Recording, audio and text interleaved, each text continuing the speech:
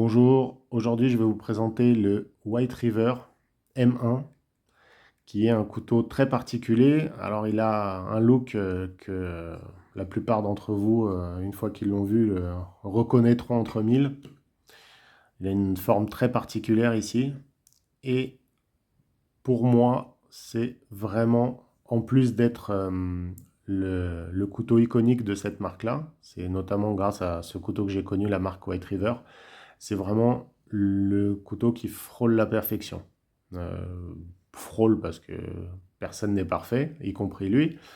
Mais il y a vraiment peu de choses négatives à en dire de ce couteau.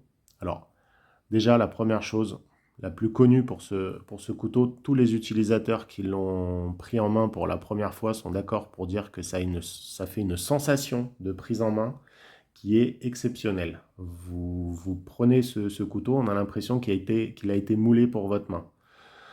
Naturellement, ne vous inquiétez pas de cette partie-là dénudée, vos doigts ne viendront pas dessus. Vos doigts viennent ici, donc bien sur les plaquettes, là où c'est bien arrondi. Et ça fait une prise en main. Le couteau va pas partir. Ça, je peux vous le garantir. Le couteau, même si vous avez les mains grasses, les mains en transpiration, pleines de sang pour les chasseurs, le couteau, là, une fois que vous l'avez en main, il partira pas.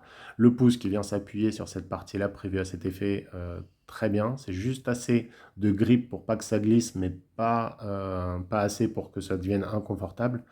Donc c'est vraiment pensé pour l'utilisation, à la fois léger, à la fois compact et à la fois qui s'adapte même aux plus grosses mains. Donc j'ai quand même des mains assez larges et surtout les doigts. Et malgré le fait que j'arrive à la fin des plaquettes ici sur le manche, il n'y a aucun problème de prise en main parce que cette partie-là arrondie ici vient s'appuyer sur la paume et c'est ça qui donne la force. Le couteau vient se mettre en diagonale naturellement sur la main. Il ne vient pas se mettre comme ça, comme beaucoup de couteaux. Il vient se mettre en diagonale.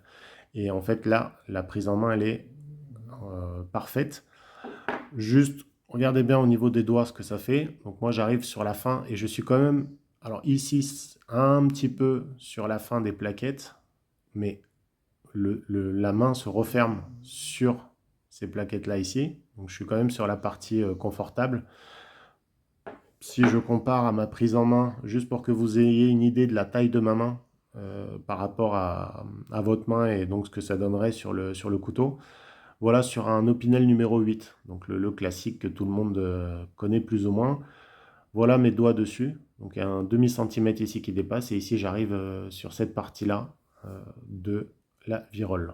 Voilà, ça peut vous donner une petite idée de la place que prennent mes doigts sur un Opinel.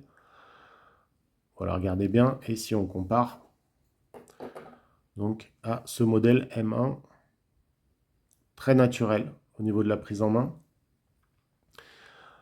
L'acier, alors c'est du S35VN, il y a aussi possibilité d'avoir du Magna Cut qui est un petit peu plus résistant au niveau du tranchant et qui est aussi plus résistant au niveau de l'oxydation. Si vous avez une utilisation normale, celui-là est largement suffisant. Si vous comptez aller plus souvent à la mer et utiliser votre couteau pour la pêche, ou que vous avez tendance à le porter sous le t-shirt, là où la transpiration va venir le faire macérer, et que vous avez tendance à avoir une sueur un petit peu plus acide salée, le Magna Cut peut valoir le coup.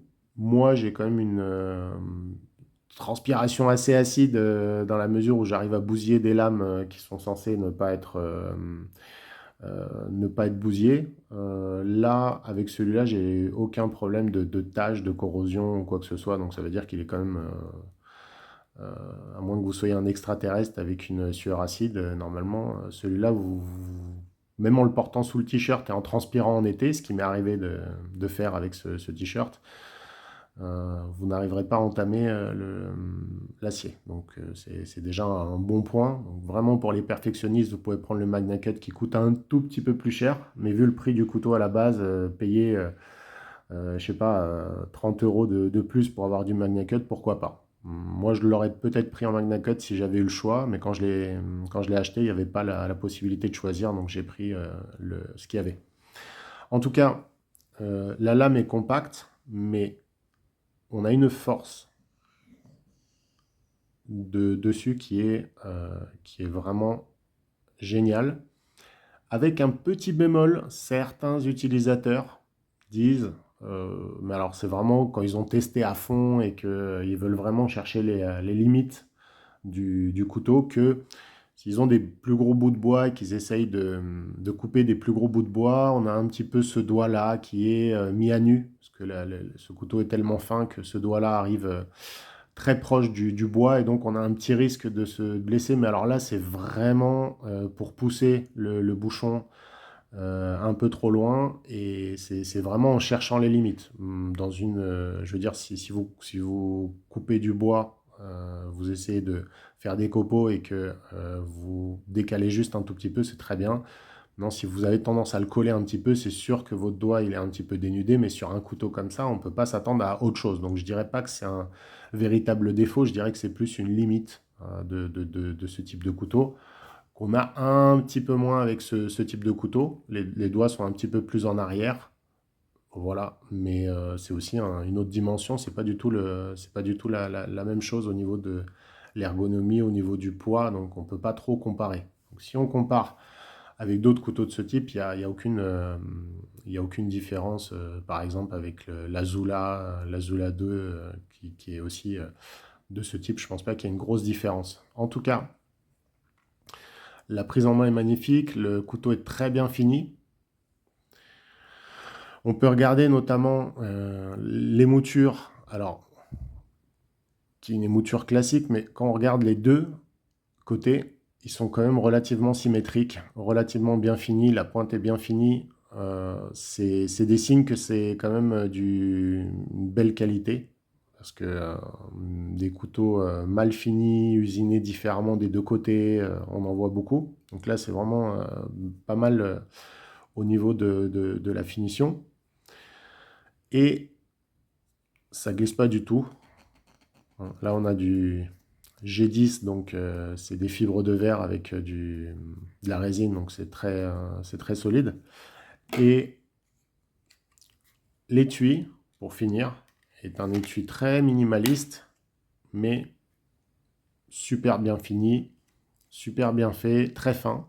Donc aucun problème pour faire tourner le passant de ceinture dans tous les sens, contrairement au modèle que je vous avais présenté, le Ursus Cub, qui est un petit peu plus problématique à cause du renflement pour le manche qui est sur l'étui. Celui-là, l'étui est parfaitement plat, donc c'est notamment ce qui permet aussi de l'avoir sous le t-shirt pour un couteau de cou, qui, malgré sa taille, peut sur certains, alors ça dépend du galbe de chacun, mais peut complètement disparaître sous un t-shirt, malgré la taille, étant donné qu'il est quand même très fin. En tout cas, moi je le porte au niveau de la boucle avant de ceinture, je le mets vraiment à l'avant, quitte à décaler un petit peu la boucle de ceinture, et ça disparaît sous un t-shirt au niveau de la ceinture, il est vraiment presque collé à la ceinture, un t-shirt un petit peu large, et le couteau est surtout très accessible dans ces conditions. J'ai ma main qui est naturellement à côté du manche à chaque moment, et contrairement à d'autres couteaux, quand il sort, en fait, on a déjà le doigt qui est déjà au bon endroit.